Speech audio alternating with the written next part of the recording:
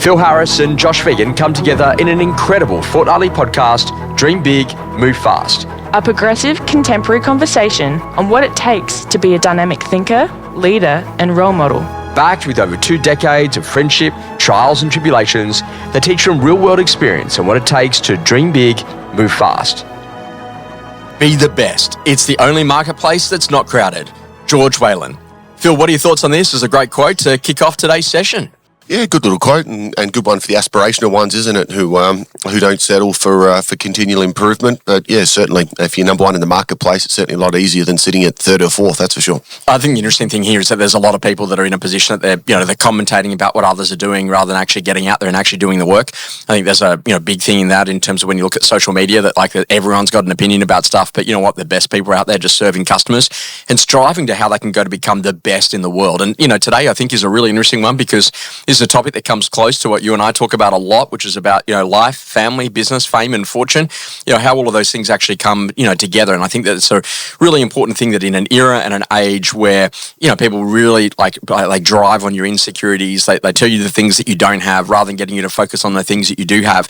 How can we amplify the talents and the skills and the abilities that we've got to be able to go to perform at your best? And Phil, you're one of the best at doing this. Tom Rawson talks about it a lot the day that he sat next to you in one of our events, and he was horrified to see the level of the spreadsheet detail that you had gone to, even detailing what was going to be happening for putting provisions aside for a baby that was yet to be born and in your family planning. So talk to us a little bit about how important is it for people to plan for what they want and to work with what they know? Yeah, I think it's incredibly important, right? Just to cast a particular vision for your life and probably more importantly for your family. So your business element side of things, I mean, that's only one critical piece, right? But I've certainly found from my experience, Josh, that the work side of things is, while it's complex and challenging at times, it's certainly not that complex if the family is in good order, if my relationship with Jen is in a good place and things are going well with the kids and we're clear on where things are going, kind of makes the work side of things maybe not quite as challenging. Phil, one of the interesting things is that, I got to call it the cycle of completion that, you meet a lot of people and they're, I don't know, but what are the things that we absolutely do know? So I say to them, okay, great, fast forward me 10 or 20 years down the track from today, would you like to be healthy? Yeah. Would you like to own your own home? Yeah, that'd be amazing. Would you like to own an investment property? Yeah, that'd be good too. Would you like to have $100,000 sitting in the bank account for a rainy day? That'd be great. Would you like to go on a holiday with your family every year? I'd like to do that. Would you like to have a great relationship with your mum and dad? I would like those things. Okay, great. Well, then if you know those things are absolutely yeses, then lean into those because those things you actually know. But when it comes to, things like emerging technologies or who are you going to be when you grow up or whatever the story is, if there is no clarity around that, don't worry about that. Just focus on the things that you absolutely do have clarity to and put your energy towards that and just take the next best step that you can in that particular item which you don't have full clarity about yet. And there will be a day that the fog will lift and the sunshine will emerge and you'll find the new peak to go and scale. What are your thoughts about that as a philosophy for life and about helping people to really understand that they've got a lot of incredible resources, skills and abilities that they could be leveraging? Yeah, definitely. And I think that ultimately, Josh, it starts with just simple. It's either just a one note on your phone or a sheet of paper and just looking at those kind of categories of your life. And we've spoken about this many times before, and business is one of those, and family and health and those sort of things. And just starting to get some clarity over some short-term, medium and long-term kind of outcomes of where you'd like to be. And I know that, you and I, we've been doing this for close to 20 years now, and you kind of set some everyone always kind of defaults to the financial goals if that's kind of the be-all and end-all. And whilst that is important, I think there's other ones that will help you actually get there as well. But I think, keep it simple, simple sheet of paper. You've probably got 4 or 5 key categories and just start with, can I come up with 3 to 5 outcomes I would like to achieve in all of those? Yeah, the interesting conversation about that is about knowing your life stage. And there's an interesting thing because I was reading a book recently where, it's kind of people go through these stages of life that there's the fog of youth. I don't need to worry about that until I get older. That's an old person's thing they got to worry about. And then when all of a sudden, life is going to be amazing when I go to sell my business, but a lot of people don't realize, and, Jim Collins-esque, he talks about it as being like cliff events that, everyone thinks they're going to be amazing. But once you've gone over the cliff, there's no going back, and life as you had lived it is no longer ever going to be like that ever again. How important is it for people to actually understand that there are going to be, plenty of cliffs in your life and some of them are foreseeable and some of those ones you're going to need to work really hard on when they actually happen to you? Well, I think, I have a different perspective on that now, Josh, in my mid-40s. I think I was no different than anybody else. I think we all kind of start out in life and we think that there won't be challenges and there won't be adversities, but I've now come to realize that that is part of life. So life is, I think if you have a predetermined mindset that I'm going to hope that these things kind of hopefully don't go wrong in my life, then you're going to set yourself up for failure, as opposed to understanding life is really about how you respond. Like everything in life is about how you respond to the situations that you're going to come through, because life on planet Earth is not easy. So think about the life stages that you've been through. Phil Harris on his own, Phil Harris, trying to find a girlfriend, Phil Harris getting very lucky, with Jen Harris, getting married, having your first baby, having your second baby, having your third baby, growing a really significant business, going from one office to 2 to 3 to 4 and more. Yeah, like, are there any lessons that you've learned in some of those life stages that are useful? Because I'm pretty sure that a young Phil Harris, without a partner, without kids at that point, probably thought that he was incredibly busy. And if you have a look at what you have to do now and the amount of surface area that you will cover and the types of things that you're involved with on a day-to-day basis, it's really about learning what you say no to and really like zooming in on the things that you absolutely want to say yes to. Are there any great lessons for people for those different life stages? Well, it kind of comes back a little bit to what we discussed before. Like, Josh, I mean, you never have total certainty on how things are going to work out. But I think I did have relative certainty over the type of person that I wanted to become, if that makes sense. Yeah. So I did have kind of that clarity of going, well, I did want to grow up one day and be married and have kids, and I did want to have a business, and there was a certain element of health and well-being that I wanted to have around that as well. So I probably had some pretty good ideas around that. But then the other key thing as well is just you want to have 2 or 3 great people around you that can help navigate you through these phases of life. Because the good thing is, no matter what it is that you're going to go through, there's other people who have walked the path before.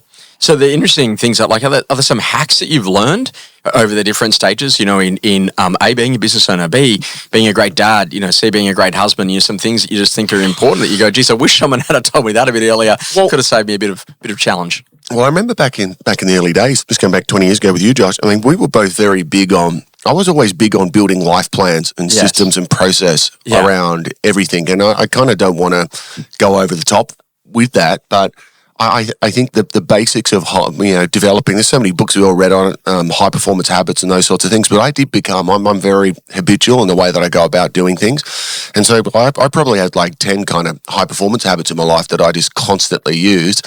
And they were probably very good, Josh, more so on the days where I wasn't feeling good. So like when you're feeling good, you want to get up and get after it, but there's certain kind of routines that put you in place. So I always stuck my life to the basics. I'd have a morning routine. I'd read my goals every morning. I'd have an evening routine before I went to bed. I'd like sleep routine, protocol. I'd do a weekly review, like every Sunday I'd sit there and go through my, what have I got from a business perspective? What's on my personal goals?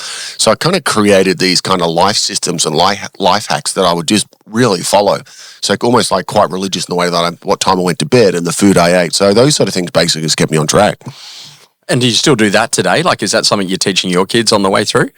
I don't know if I'm necessarily teaching them, but maybe teaching them by example. Like, our kids would see myself and Jen in our home gym almost every single day. They see us going to bed early every night. They see us getting up early, every morning, doing our best to eat food. They see us taking vitamins and supplements and all of those sort of things that hopefully by them seeing that as opposed to teaching that, they pick up on that. So Phil, there's a real thing that, like some people just, they haven't gone all in. Like, you can see that they're kind of like they do it a little bit, but like they don't foundationally, they haven't learned to love yet or to get through the drudgery of what it takes to become, what they're capable of being, one of the greats in their version of whatever that looks like. When that decision happens and someone makes the decision to go all in, what happens to their life? Like, have you witnessed some pretty phenomenal turnarounds where people have gone from 0 to hero in really short periods of time because an event happened and they responded? Well, I think that's really critical what you said, because when you think about someone who's listening, who says, oh, look, I want to grow my business, or, I want to improve. Most people are looking for, and this is a really valid point, most people are looking for like the hacks, which is, tell me about how do you run your sales management meeting, or how do you do recruitment, or, like... My favorite is, what do you have for breakfast when they see you with energy? Yeah. So they're looking for the hacks versus that'll get you... There's no question, right? So if you came and sat with you and I now, we did a half an hour workshop with somebody on how to do recruitment as an example, right? Yes, yeah. They would walk away and go, oh, there's my top 10, far out. There are some really key tangible things that I can do to become better at recruitment as an example. But if you think about a paradigm shift or a lifestyle shift, if the lifestyle shift now says, it's actually not about real estate or business anymore. Yes. But if the lifestyle shift is actually now I'm committed to becoming the best version of myself, of who I was created to be. Yeah. And that no longer applies to real estate, but that now applies to everything, if that makes sense, Josh. And that was probably the shift that I made, maybe going back when I was 20 years of age getting into real estate, which was no longer about real estate anymore, but how do I become the fittest and healthy I can be? How can I become the best father one day, the best husband one day, the best business leader, how to become the best auctioneer, how do I get the best health and well-being. So I think there's a far greater force, which is in the decision of saying, how do I become the best version of myself, as opposed to, can I just get some quick hacks that might make me a better business leader? And it's like, Sebastian, the guy that just won the London Marathon in under 2 hours. Sub 2, yeah. And they said, oh, mate, well, what did you eat for breakfast? And he said, 2 pieces of toast, some honey and some tea. You can see people rushing out to Coles right now to go get their bread and some honey, to go to get right. Yeah, so that's a good observation. So people are kind of missing the game there. It's not about the 1 or 2 little hacks that'll help you. It's the lifestyle shift. So one of the great conversations is about learning what you say yes to and then learning what you say no to. And this is kind of an interesting thing. Like, you and I have learned that in recruitment, you say yes to one person, 10 other people don't come. The other foundational idea is that literally in life, you get lots of opportunities and you keep saying yes to that. And, how many gala auctions have you done and how many, charity auctions have you done and how many things have you just done? And then like at some point, you got to put some protective boundaries around it for what's important for you and Jen and the kids, and also too more broadly for the Harris business. Is that an easy thing for people to learn, that like literally you got to be able to politely say no to opportunities that come your way? It's far harder at the start when you're 24 years of age and I'm not married, haven't got kids. Like, you just say yes to everything. And I think that the older that I've become and the more commitments that I have, so I've got a wife and 3 kids, anything that doesn't fall inside my family, my business, or my health and well-being pretty much gets a no to, Josh. So you kind of learn to live within what's actually a priority in your life. So yeah, in a strange way, the busier you get, the easier it gets to say no.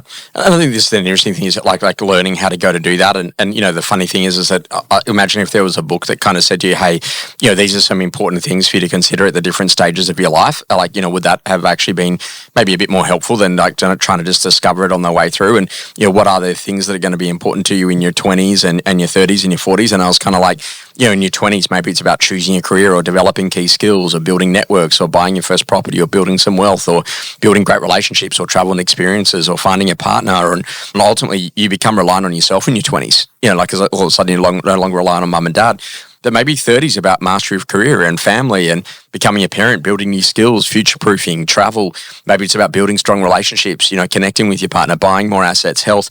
And maybe other people start to become really reliant on you as you become a parent. In your 40s, is it ensuring your kids' success? Is it building strong relationships? Is it leveraging knowledge, relationships, and capital? Is it about building balance sheet? Is it travel and adventure? Is it building a great team around you? Is it energy and momentum and health and children? And now your parents actually become like really reliant on you because it kind of flips the other way.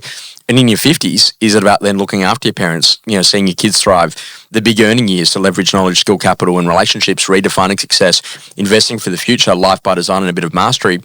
And if I skip forward to the 70s, is that just about travel and adventure, lifestyle by design, maintaining relationships, family and experiences, and imparting some level of wisdom? So just thinking that, like, if you had a bit more thought to what actually happens in each era, then you can really absorb and live more of that era more often and actually be like really like present and in that moment. Principle, age and stage, you decide what balance feels like. Phil, what are your thoughts on that? Because balance has been very different for you at very different stages of your life. Yeah, I'm not the guy to talk about with balance. Like, it's not something that I really believe heavily in, Josh. I think you got to work out what's for you. You can't. Well, the flip side of that, though, is that I think that you are incredibly balanced. Like over our dinner last night, like I just want to spend a bit more time with the kids and do those things very particular and, take them out camping and go and do their school sports and be a part of that. So there's just different things that are becoming more I think it's prioritization, right? So so the people kind of want the perfect percentage allocation of each bucket. Well, I'm not in that. I'm all in on particular buckets. And I think that's a big conversation, is that like learning like what's important to you now for this era, for who needs you, and for what responsibilities that you have chosen. Feeling good and ready for more? Thanks for joining us On Dream Big, Move Fast.